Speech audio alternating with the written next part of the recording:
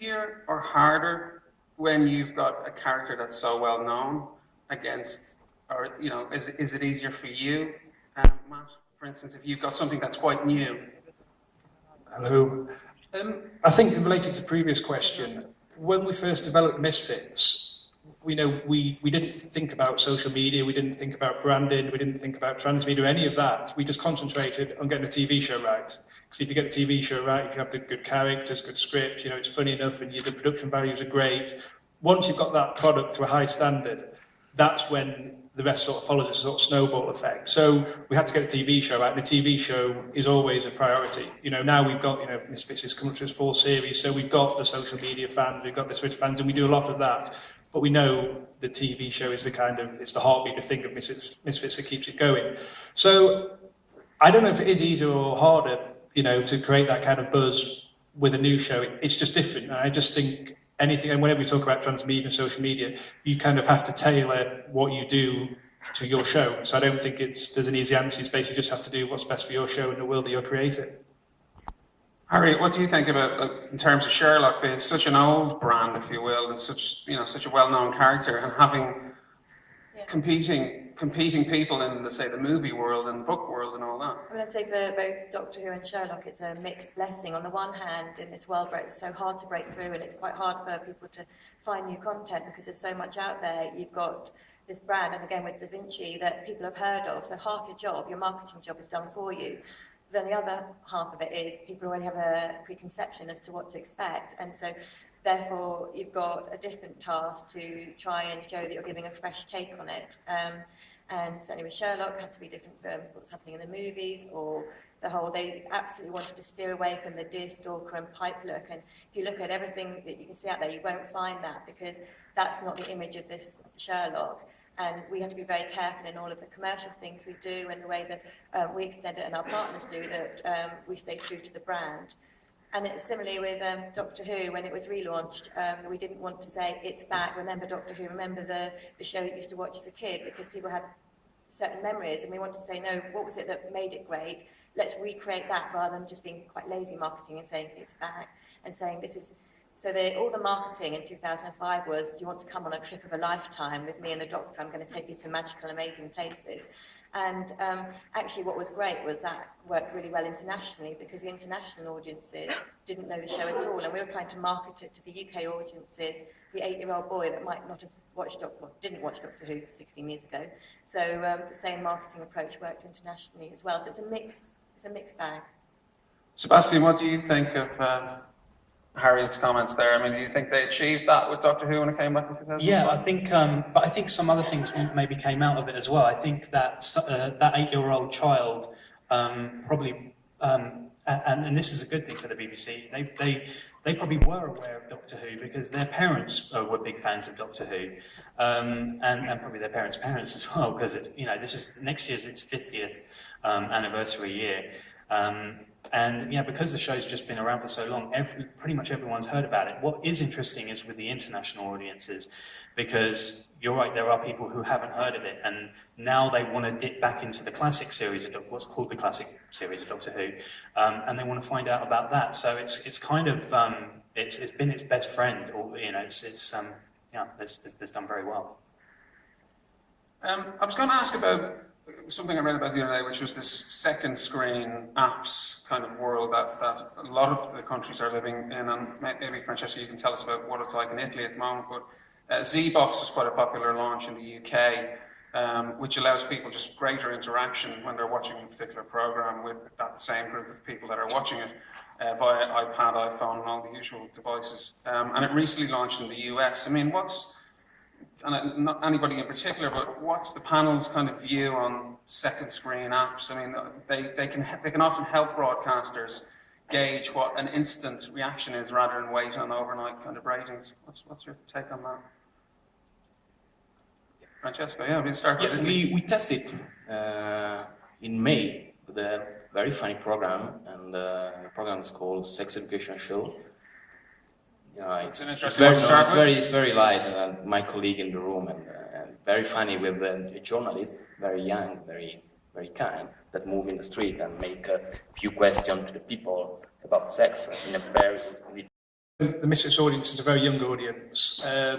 It's got almost 2 million Facebook followers, and I've got 78% are between 13 and 24. So it's very much a very younger demographic, which for the British broadcaster E4, their target demographic is between 18 and 30. So it's sort of perfect for the audience demographic for the channel that TX is on.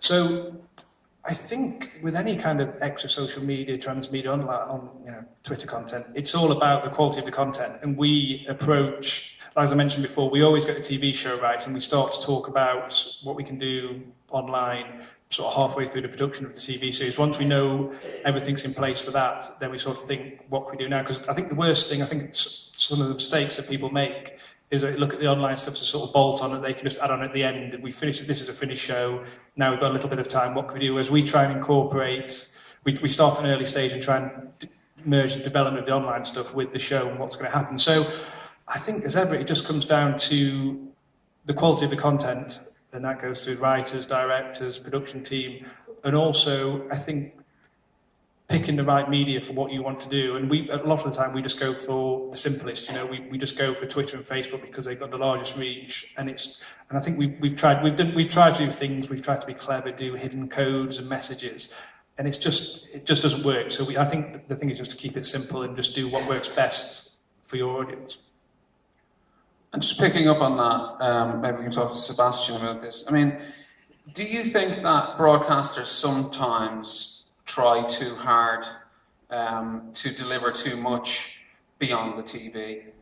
I know we're here today to talk about how they can better do it, but do you think sometimes they go a little bit OTT and actually they should just focus on getting Facebook right or a website right? What's your opinion? I actually think, I'm not just saying it because they're here, but I think that the BBC have done just enough with Doctor Who, for example. I'm talking specifically about Doctor Who. I think that because it's a show that's only on for 13 weeks a year, okay, we've had a few less than 13 this year, but usually 13 weeks, you kind of need something to keep everything alive in the meantime throughout the rest of the year. And I think that's where, just picking back up on the second screen apps point, I think it's important for things like that as well, because it helps continue the story of it. And I think it's what just maintains that energy throughout the rest of the year. So, yeah. What do you think about that, Harriet? What did we kind of... Can we be honest and say, what did we get right, what did we not get so right? Yeah, exactly. That's what I was going to add to that. Though, we're all still learning, really. So we're trying lots of things, and as you say, with Misfits, you take the learnings and then focus more on that. I think what we've learned, particularly on Doctor Who, is things that fans can then get involved in. So we've done a few things like shooting weeping angels that you might find around the world, or Power of 3 crew cubes that you could print off. But things with user-generated content, people respond really well to because they want to feel part of the show. So we found that that's worked really well. And other things we just try and don't do so much. And the other learning we've got is that things that, to your point, that carry on the narrative, they have to be really linked to the narrative. And just throwing out stuff because you can do it doesn't work. I don't think that people particularly care. They just ignore it. So what's the point of spending your time and money doing it? Ultimately, if you did it all the time, it would be detrimental to the brand. But I think we get enough things right that we can get the balance of that right. And do you think that broadcasters think carefully and often enough about the different demographics for their shows around the world, for instance? So I'm just thinking of Doctor Who, where in the UK it's a very family-orientated show that all the families sit down together, whereas in the United States it's more adult. Yeah, that's something we have to think really carefully about and give the US teams a little bit more sway than traditionally we've given in the UK, and they're a bit more irreverent in their approach.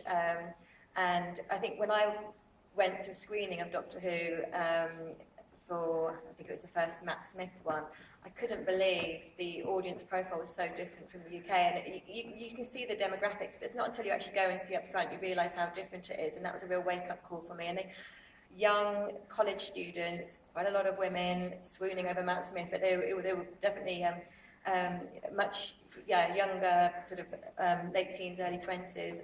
And now, as a result, BBC America do things like recipes for baking Doctor Who Dalek cakes or things like that. They're just a bit fun and irreverent, and so before an episode, college students could get together, or even it could be a family thing. But so we have adapted our approach based on looking at who that audience is.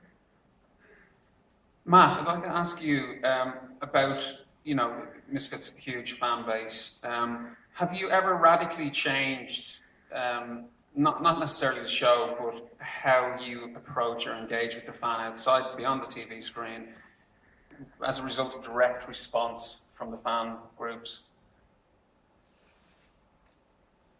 I think the simple answer is no. That's short and sweet. No, I'm just pass the mic along, please.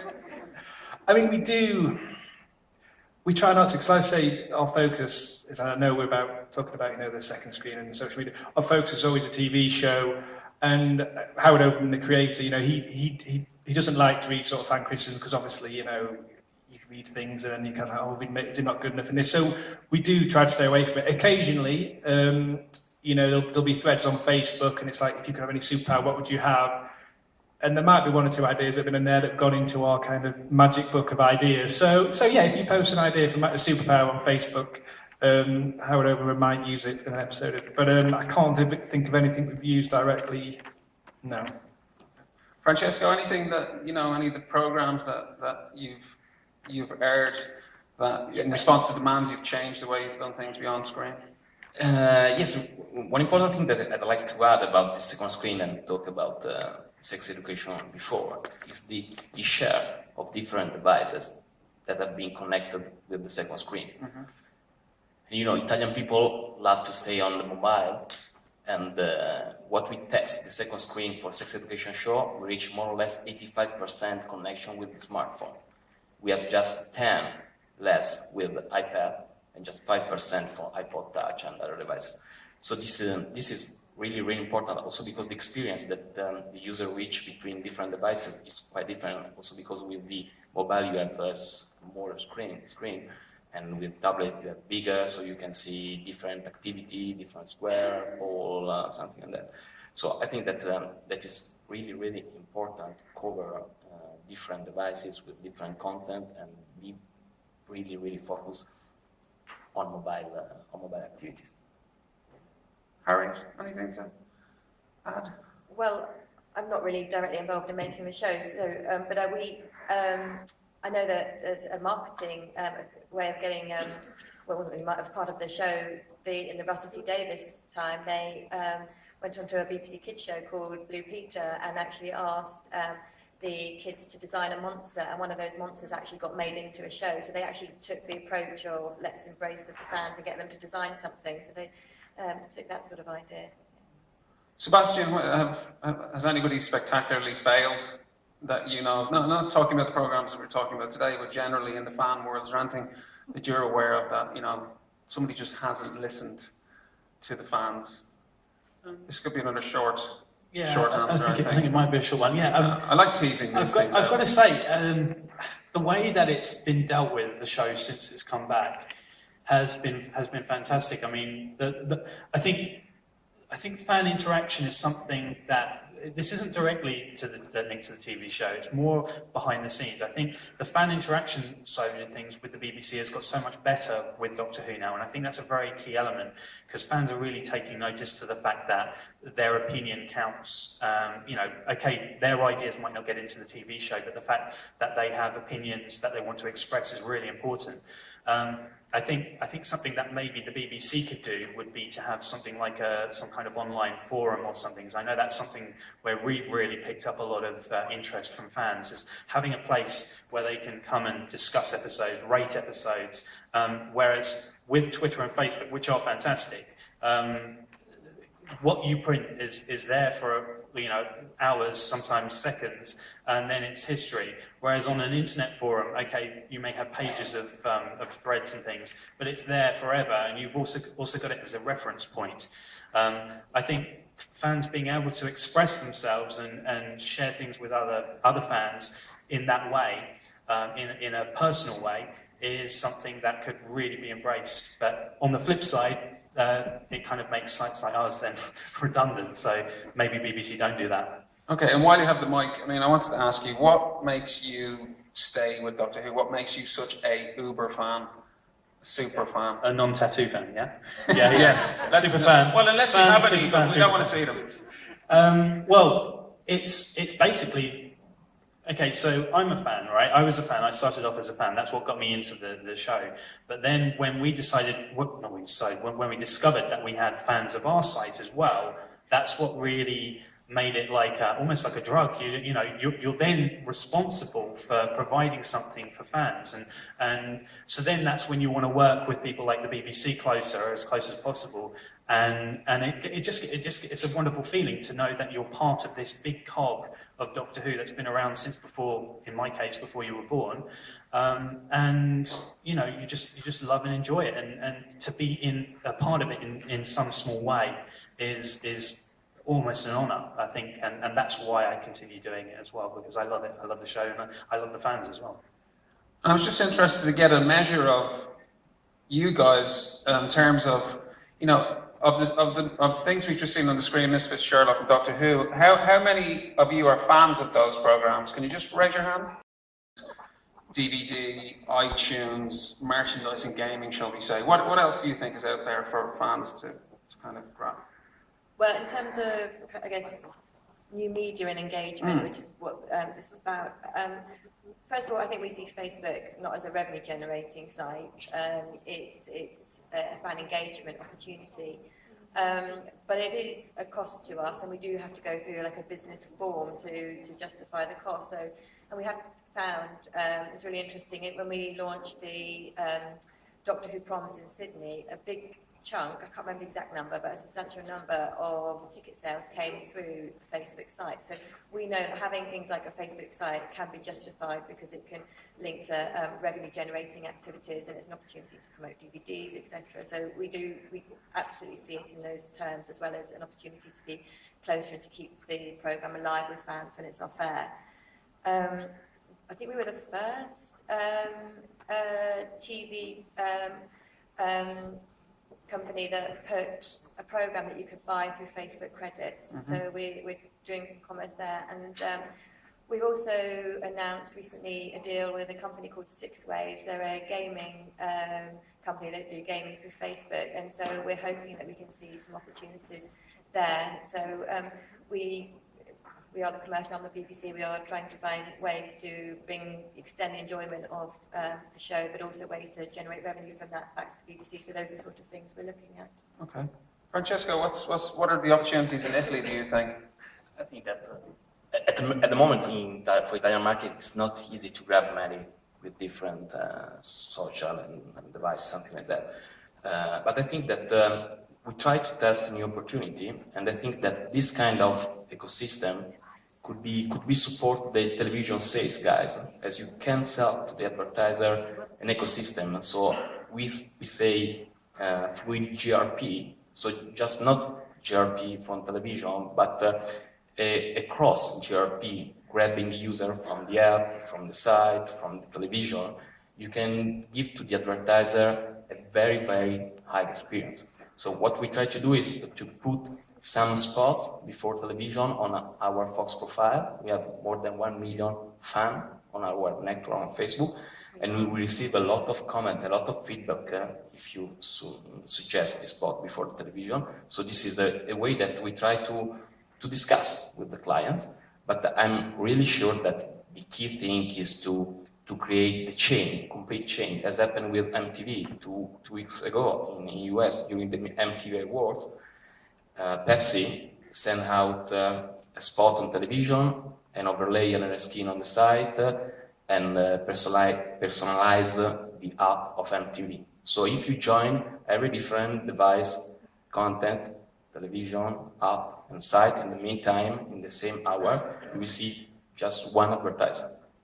So for me, this is a good change, a great opportunity for broadcaster, for the sales guys, but for the companies too.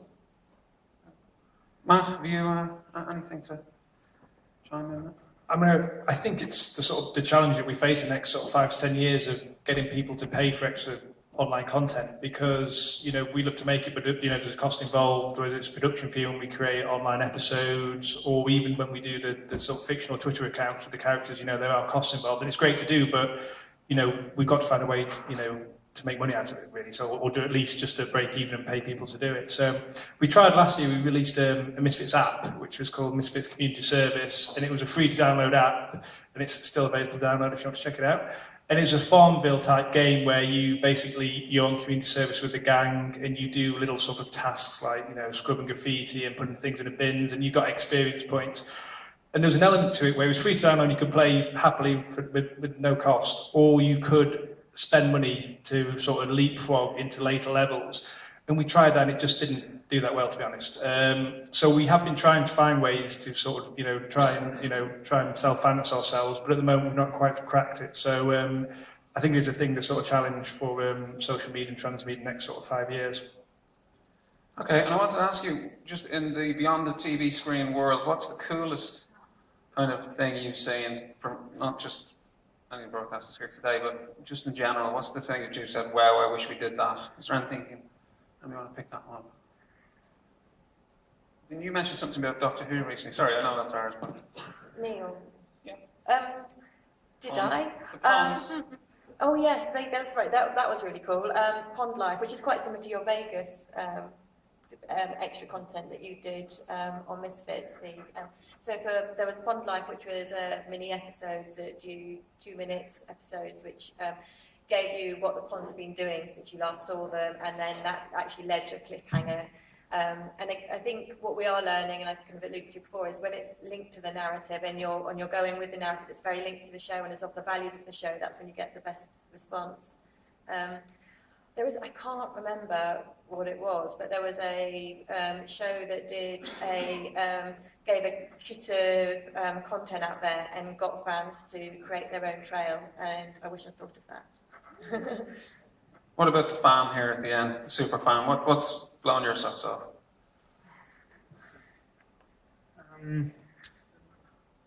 I think the thing that's blown what? I think I've blown my socks. I still put my socks on.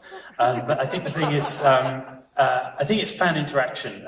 Just going back to it, and I keep going back to it, but I'm always blown away, especially with Twitter. I don't know how many of you have Twitter at all. Probably all of you.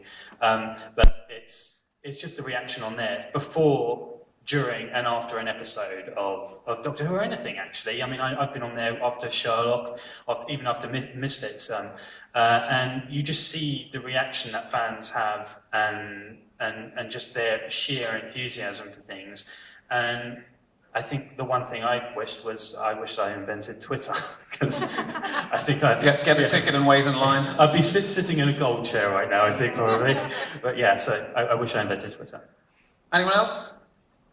Yeah, what we're seeing in Italy, I think that Italy is a completely different market respect to UK, US. I mean, that works very well, the live blocking during the program, and mainly with the first episode of the series, and you launch something like that, and we discuss with marketing team, and live blocking works very, very well. It depends the kind of the series and the target too. So we have seen something of that with Glee, with a very, very young target, and the strong activity on the social network during the program, and depends also the drama, something that we have discussed before. But we think and we tested that live blocking works very, very well.